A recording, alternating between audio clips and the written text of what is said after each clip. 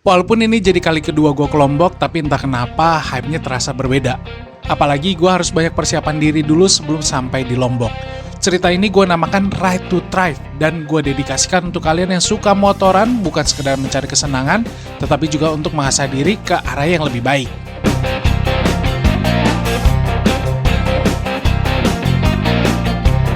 Perjalanan direncanakan akan sekitar 4 hingga 5 hari untuk sampai di Lombok. Rute hari pertama ini jadi yang cukup panjang karena hampir 12 jam perjalanan dari Jakarta ke Pangandaran via Jonggol dan Sindang Barang.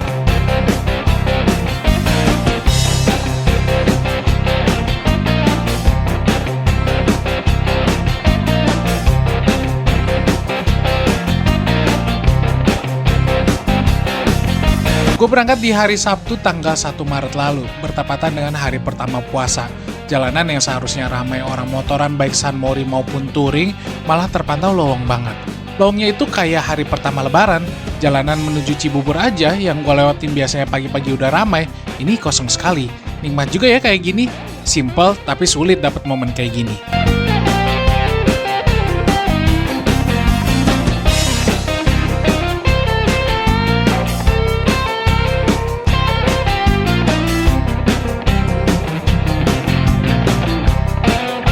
Lewatin Jonggol dan Cariu yang selalu identik dengan truk besar, ternyata pagi ini gue mendapatkan experience baru, yaitu merasakan sunrise di atas motor. Baru kali ini gue dapetin momen seperti ini.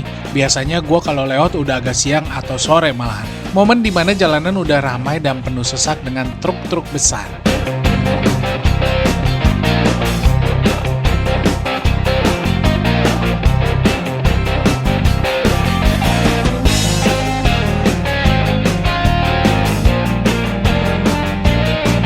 Menelusuri arah selatan Cianjur jadi pengalaman kedua gua.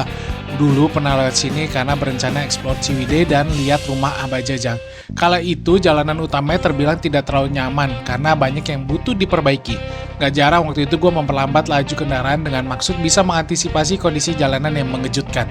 Kali ini pun gue merasakan hal yang sama sih. Cuman kali ini gue jadikan aja melatih diri untuk tetap sigap dan lincah. Apalagi trek ini lumayan sepi, jadi lebih leluasa kita bermanuver. Tapi tetap ya, rasa waspada dan hati-hati diutamakan.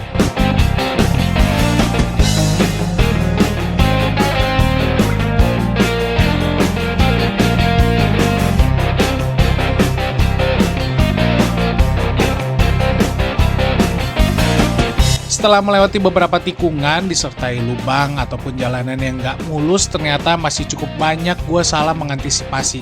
Tapi gue tetap melihat ada peningkatan rasa waspada. Mungkin kalau dihitung-hitung nih ada sekitar 6 dari 10 lubang yang berhasil dihindari. Yang dari sebelumnya 3 dari 10. Sebuah pencapaian bukan?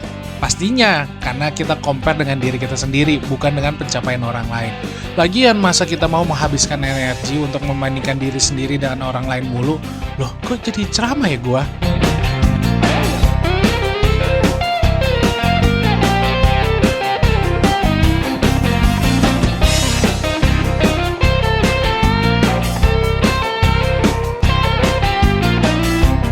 Oh ya, selain gue belajar berkendara lebih baik sebelum masuk sirkuit Mandalika, gue dan Boncengar juga belajar main drone loh. Biar footage kita tuh makin lama makin bagus, dan kalian yang nonton juga bisa ngeliat keindahan alam dari POV yang berbeda. Waktu itu gue berhenti di kebun teh sekitaran daerah Sukanagara, dan ngambil beberapa footage. Gue kasih lihat ke kalian gimana footage ini jauh dari kata bagus ya.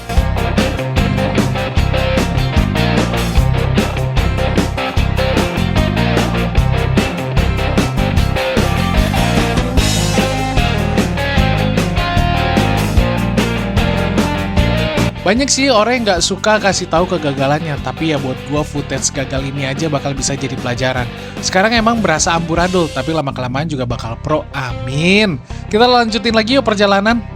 Gak terasa jalanan Jales di selatan ini makin siang makin challenging ya, bukan karena kelokannya, tapi karena panasnya yang pol-polan.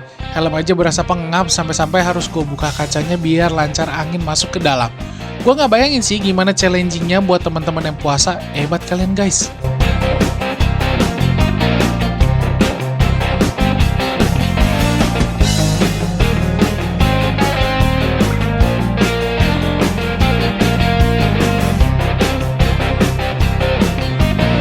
Udah sampai di Santolo kita sekitar jam 2:30 sore di hari Sabtu tanggal 1 Maret.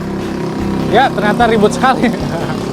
Namanya juga di pinggir jalan ya. Ini udah perjalanan sekitar 6 jam lebih lah. Lebih. 7 jam, 8 jam. Total hari ini kan kita mau menempuh sekitar 500-an 20 km ya. Jadi dari atas, terus Cianjur, turun ke bawah, mentok, baru tinggal belok kiri ke arah Pangandaran. Perjalanan masih sekitar 150-180 km lagi, tapi mendung coy, gila mendung. Tadi mendungnya sih di daerah Cidaun sana, tapi sekarang mendungnya maju ke depan sini gitu. Mudah-mudahan sih sampai Pangandaran belum hujan ya gitu, karena kalau udah hujan ribet ya. Oh iya, satu lagi, karena ini pas lagi puasa gue jalan. Nah, ini memang kalau teman-teman yang tidak puasa atau non-muslim, memang ini tempatnya susah banget cari makan ya gitu. Jadi ya harus harap maklum kalau kalian harus bawa makanan dari rumah gitu sih. Tapi kalau teman-teman yang puasa lewat sini, nanti yang nggak tahu deh kalau pas buka puasa bakal rame apa. Kita lihat aja nanti lah ya. Berburu takjil di pantai selatan Jawa guys. Let's go.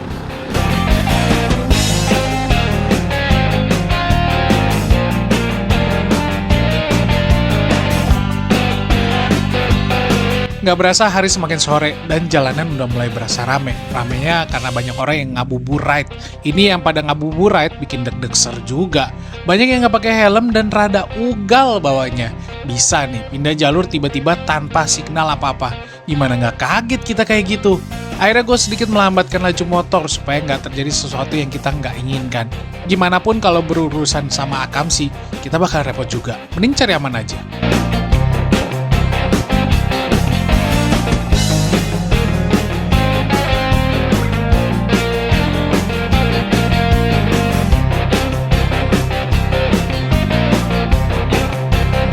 Sore sekitar jam 5 kita terhipnotis dengan indahnya sunset di pantai Ciparanti. Alhasil kita berhenti sebentar buat sekedar menikmati sore sekaligus rehat. Nah, gue cerita sedikit sampai di Pangandarannya kan kita malam-malam ya. Ternyata ini sepi banget dan kita sempat susah banget cari makan. Untung dapat warung yang udah mau tutup dan mau masakin kita. Lelaki tidak bercerita tiba-tiba di Pangandaran. Asik. Sebenarnya sih masih setengah jaman lagi sih nyampe pantai Pangandaran, tapi ini udah deket banget. Kita rest dulu sebentar sebelum nyari seafood karena seharian ini makan nggak bener. Karena kan tadi yang gue bilang banyak banget warung yang tutup karena puasa, dan gue sendiri nggak puasa. Ini di satu pinggiran jalan yang gue nggak tahu di mana, pokoknya sebelum ada sari aja. Dan ada sunsetnya di sebelah kanan kita, berarti arah barat di sana. Dan ini pantai depan kita, ini pantai, mungkin namanya ini garis pantai Pangandaran kali ya, apalah namanya, terserah lah namanya, aku juga nggak lihat di Google Map. Intinya hari ini luar biasa ya, lumayan pegel, ngantuk karena nggak bisa tidur semalam, tapi overall perjalanan seru banget. Motor nggak ada trouble, aman, terkendali, motor enak banget. Motor baru bore up. Padahal udah pakai, berarti ini 15 ribuan lah, 15 ribu, 16 ribu. Tapi kayak berasa baru bore up kemarin, gila. Nggak ngerti gue kenapa apa yang kemarin dibayar sama Mas Wayu jadinya enak banget. Oh iya, nih sama kasih tahu kalian, gue mau sombong dulu. Ada stiker berserta motoran, jangan dikomplain karena masangnya miring ya. Terus ada baju TDR, baju TDR, HPZ. Ada nggak belakangnya tulisannya? Ada ya. Nah, ini baju yang akan gua pakai, cuci kering sampai di Lombok. Karena baju ini enak sekali kita pakai. Ya biar sama lah sama kayak tema motoran kali ini kan kita mau 360 sekalian ride to trip ke Lombok. Gitu. Oke, kita lanjut lagi besok ya. Udah lapar cuy. Nanti kita jalan-jalan lagi besok. Let's go.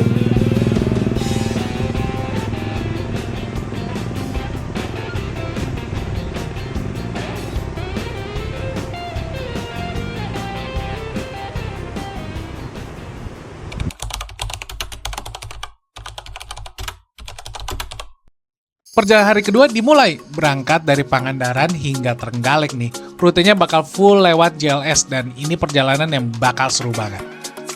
Berangkat dari Pangandaran pagi-pagi walaupun hari Minggu alias weekend tapi jalanan terasa sepi banget. Kayaknya ini imbas dari bulan puasa deh, jadi orang nggak banyak yang pergi wisata.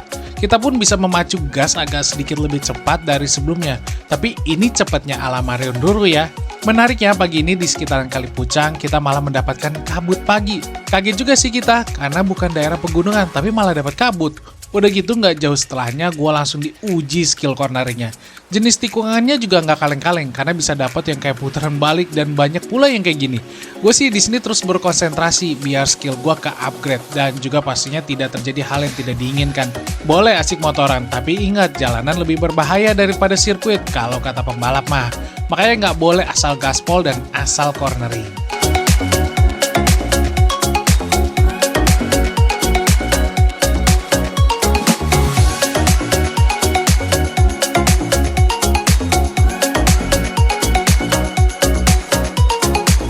Belajar corneringnya naik level di Karangbolong. Walaupun udah lewat berkali-kali, tapi di sini challenge-nya lebih sulit teman-teman. Karena ada tanjakan dan turunan yang lumayan curam. Perlu lebih hati-hati guys di sini. Tapi setelah lewatin Karangbolong mah, saatnya kita menahan angin di Dendels. Walaupun di sini banyak anak motor yang suka speeding, tapi entah kenapa gue nggak terlalu suka. Karena angin dari sisi laut tergolong kencang sekali. Malahan kadang motor berasa ketarik ke samping. Jadi effort banget kita nahanin stang motor, apalagi kondisi motor bongso seperti ini. Berikut bagasi-bagasinya. Tangan berotot ini mah.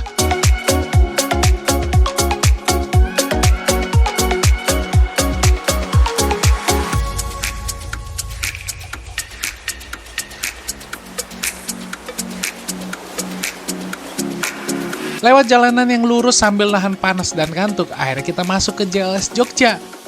Ini jalanan udah beberapa kali sebenarnya gue lewatin. Tapi cantiknya ini jalanan gak memudar di mata gue. Gue sih happy banget ya pas di sini, apalagi agak mendung. Jadi nggak panas-panas amat. Tapi sayangnya waktu itu gue salah memperkirakan bensin, sehingga gue harus deg-degan cari pom bensin.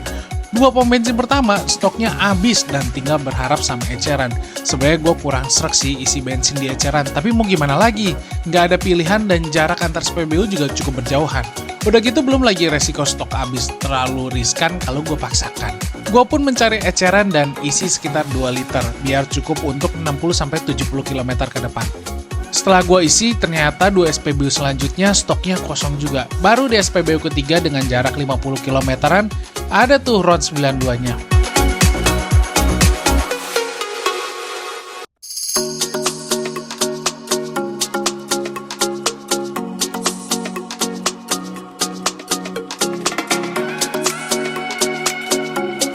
Gak terasa nikmatin jalan mulus ala JLS sampai juga di sekitaran Pacitan sekitar jam 5 sore. Banyak orang yang pada ngabuburit dan beberapa gue temukan agak sedikit ugal karena ketemu rombongan cewek di jalanan. Biasalah pada cari perhatian.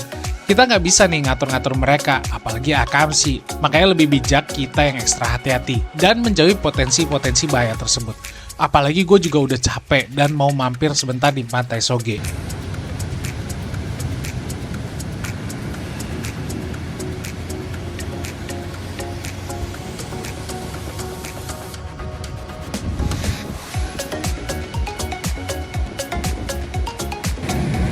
Sampai di Soge, ini 2 jam lagi dari Trenggalek, jadi kita mampir dulu di Soge. Soalnya udah 3 kali lewat sini nggak pernah mampir. Ya ini ketiga sih, akhirnya mampir juga. Sebelum kita nanti nyari-nyari makanan pas yang buka puasa gitu, kita menikmati dulu menjadi warga sekitar yang ngabuburit ya. Ada pantai, ada deburan ombak, bunyi-bunyi. Pokoknya asik banget di sini. Masuknya cuma 10.000 per orang, langsung parkir di depan apa ini namanya? Gazebo, namanya Gazebo. Overall perjalanan hari ini mantap jiwa, tapi capek dan pegel, ngantuk. Ya, dadah, sampai jumpa di besok.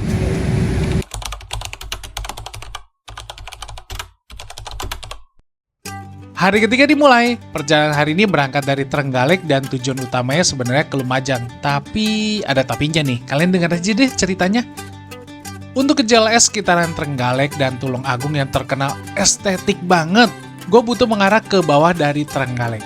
Awal perjalanan semuanya terasa mulus sekali, walaupun untuk menuju ke daerah selatan, gue butuh ngelewatin jalanan yang sangat butuh perbaikan.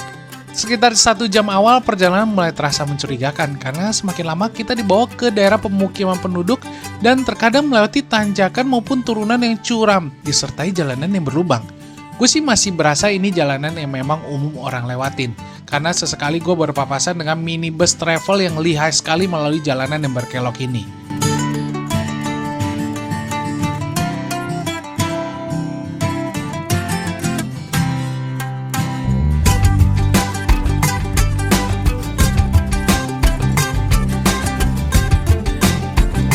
Sesekali gue memastikan Gmaps juga, apakah ini jalanan yang benar atau enggak ya, tapi sepertinya memang inilah jalanannya.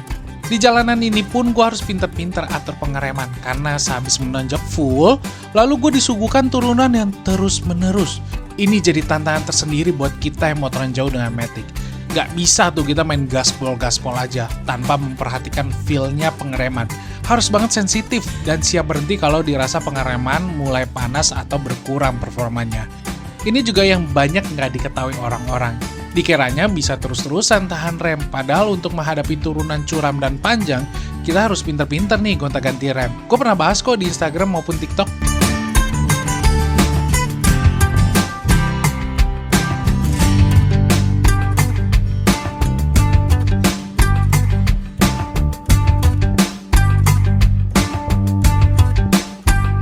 Gue kira dengan nemuin pemukiman warga dan persawahan, bakal ketemu jalanan yang lebih masuk akal.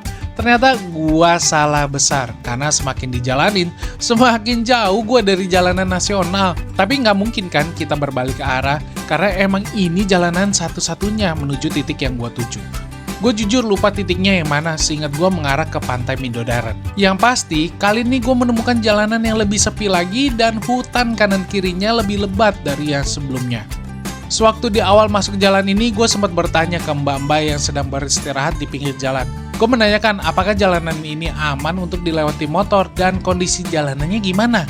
Dari beliau menyatakan jalanan ini jadi jalanan satu-satunya menuju Pantai Midodaran dan kondisi aspalnya mulus. Hanya saja harus hati-hati, akan banyak tanjakan dan turunan curam di sini. Gue sempat komunikasi dengan boncengar apakah kita harus balik atau gaskan aja. Setelah berpikir sejenak di tengah keletihan, akhirnya kita memutuskan untuk tetap melalui jalanan ini. Syukurnya jalanan ini benar-benar mulus aspalnya, dan memang tantangan terbesarnya adalah tanjakan turunan, dan nggak ada tempat berhenti sama sekali sampai kita benar-benar ketemu jalanan nasional lagi. Untungnya sih gue udah isi bensin full sebelum berangkat tadi, jadi tenang-tenang aja ngelewatin jalanan sepi yang kayak gini.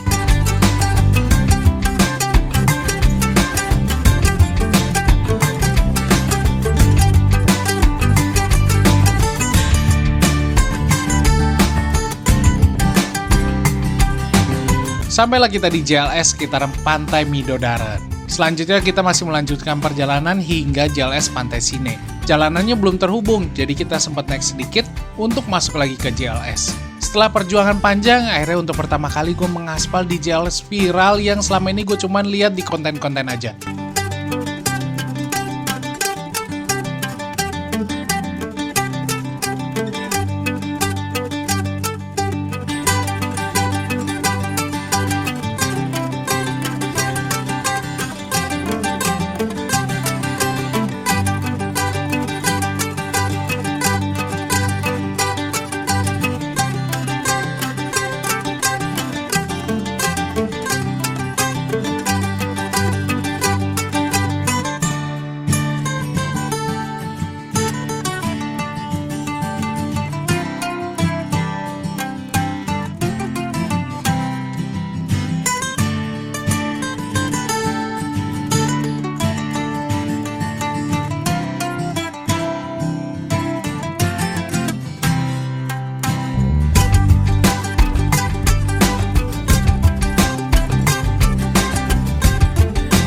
Gue sempat meneruskan jalanan ini hingga ketemu palang proyek pembangunan. Jadi emang untuk ke jalanan ini kita harus benar-benar niat ya, karena kesini butuh perjuangan dan waktu. Lalu setelah selesai harus naik lagi ke atas. Mantap bukan? Nah, tapi karena cuaca yang memang terus berubah dari panas terik hingga hujan deras sepanjang hari ini, ditambah lagi fisik yang tergerus karena mencari jalanan tadi, akhirnya gue memutuskan untuk bermalam di daerah Kepanjen saja, yang dari semula rencananya di Lumajang. Begitulah perjalanan motoran jauh, terkadang harus salah baca map dan malah jadi kesasar kayak gue. Nikmatin aja ya, namanya juga Ride to Thrive.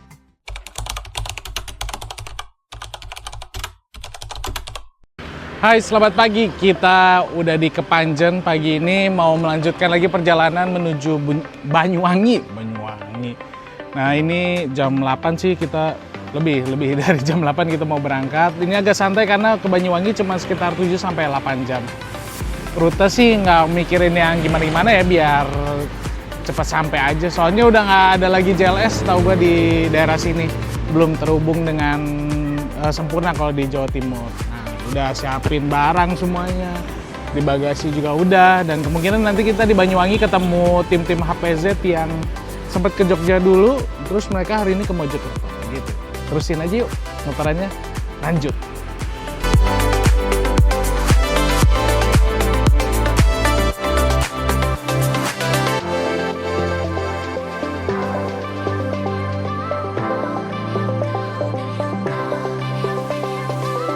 Karena kemarin sebenarnya capek banget, kita agak trauma cari JLS lagi. Tapi rasa penasaran masih terus berputar sih di kepala gua.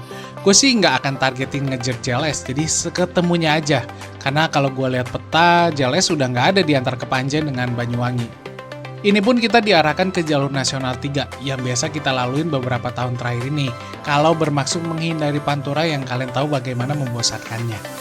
Di jalur ini sebenarnya cukup sulit tantangannya, jadi jalanan ini sangat berkelok dengan kanan kirinya jurang maupun perbukitan, ditambah lagi ada aktivitas penambangan pasir dan batu di sekitaran jembatan Koboan, yang membuat kita sering bertemu nih dengan truk bermuatan full.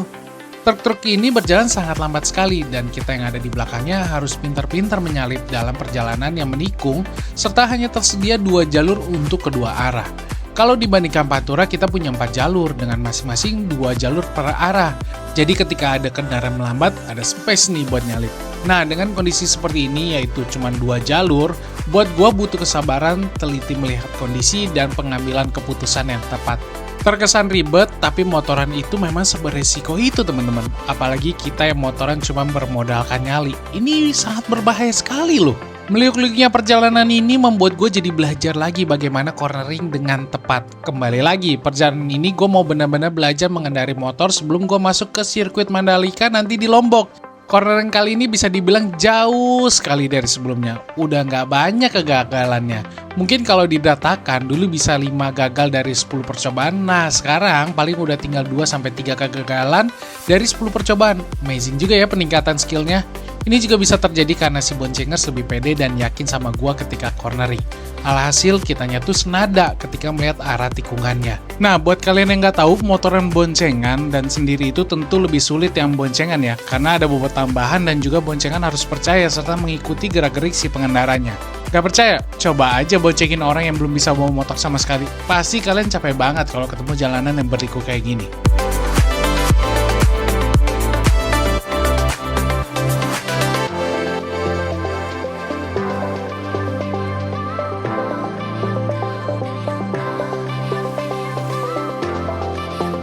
Di jalur nasional 3, gue nggak sengaja melihat ada jalanan menuju arah yang lain daripada yang seharusnya Google Map berikan. Gue coba beranikan diri terus melaju melewati jalanan tersebut. Berasanya jalanan ini sangat mulus dan juga sepi. Sesekali ada perubahan penduduk, tapi nggak banyak dan jaraknya cukup berjauhan. Semakin lama menelusuri jalanan ini, semakin menarik. Ada penampakan Pulau Barung di sebelah kanan dan juga terpaan angin laut. Ternyata jalanan ini menuju ujung JLS di Jawa Timur yang berakhir di Pantai Puger. Gak terasa perjalanan motoran jauh ini sudah sampai ujung JLS, walau ada beberapa ke-skip seperti yang di Malang. Menurut gua, JLS di bagian Jawa Timur ini butuh effort yang lebih ya, karena belum terhubung semua. Maka dari itu, semoga di beberapa tahun ke depan proyek ini bisa tuntas dan kita bisa punya opsi motoran selain Pantura dan Tengah.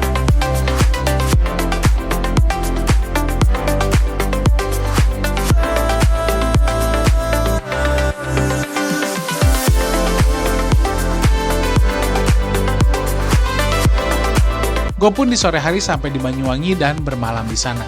Gak banyak aktivitas yang gue lakukan selain merapikan barang bawaan dan juga beristirahat.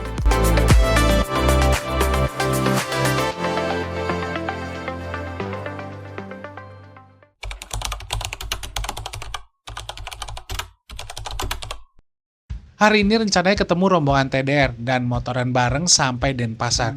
Tapi sebelumnya gue mau main dulu ke Dejawatan Forest. Akhirnya kita udah sampai di Dejawatan. Tadi kita udah bayar masuk tiketnya, tiket masuknya itu 10.000 per orang dan 2.000 buat parkiran motor. Kalau tadi lihat di depan sih ada parkiran motor tersendiri, teman gue nggak tahu itu ada tambahan biaya lagi atau gimana, gue nggak ngerti. Soalnya gue parkir deket-deket warung deket sini lah gitu. Nah ini pemandangannya, oh gila ya,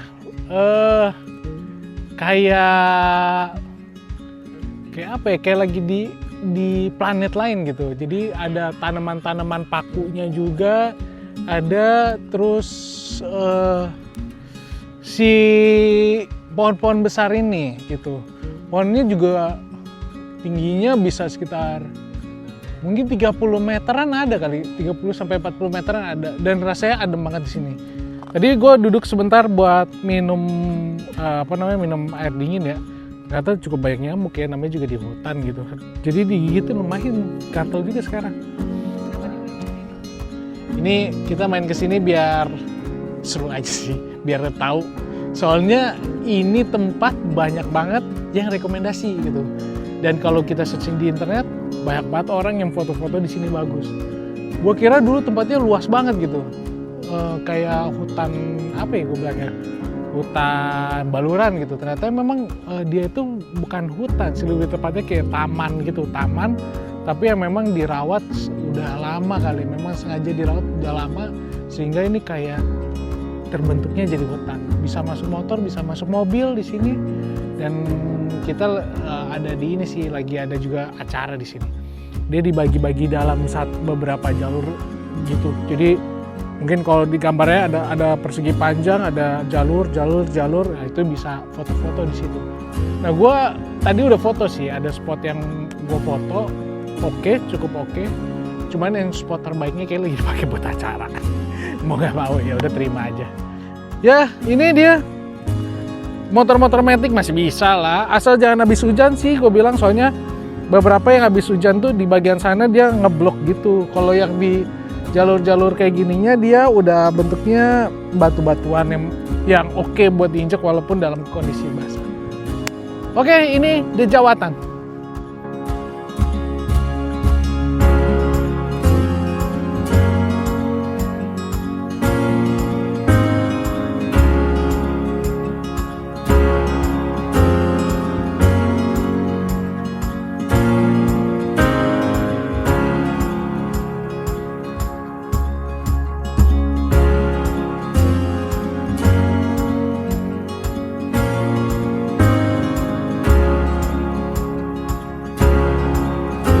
Setelahnya kita langsung gas ke Pelabuhan Ketapang untuk bertemu teman-teman TDR. Total ada 9 motor yang pergi dari Mojokerto.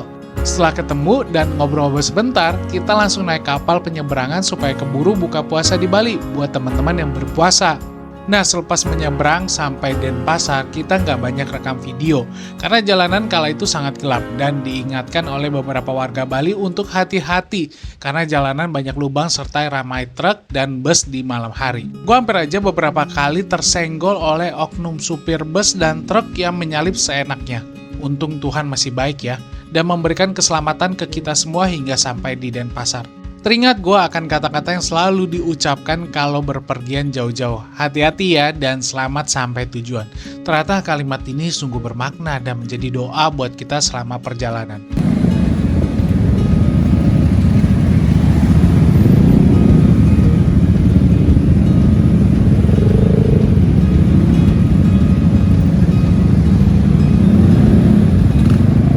Oke, ini akhir cerita dari perjalanan panjang berangkat dari Jakarta menuju Denpasar. Next episode kita akan motoran ke Lombok hingga main-main di sirkuit Mandalika. Terima kasih yang sudah menonton. Jadi kapan nih kalian motoran? Masa rebahan mulu?